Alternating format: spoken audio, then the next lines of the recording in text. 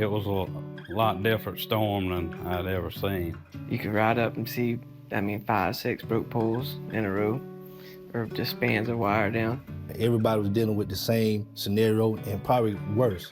We all had pretty long days. Where were you sleeping at the co-op? In our gym. Oh my God.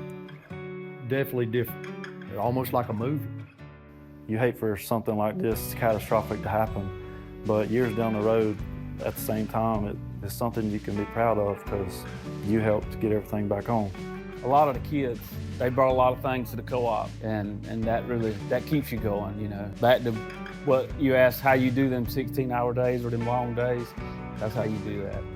The support from our community, they really showed up and showed out when it came to bringing us, socks and underwear, bringing us food and snacks, and kind of, really looked out for us. A lady stopped us, wanting to know what we wanted for lunch, and they opened up their house.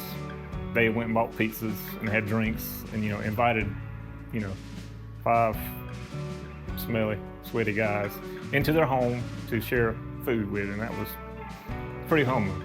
And joining us here tonight are a few of the men and women who work then, day and night. I ask that you please stand and be recognized. I just feel really honored that Governor McMaster would do that. It's really cool to see that the governor really cares about us, and it's a cool honor to be here. Really awestruck. I'm very humbled to be here, for a low lineman to show up in the State House.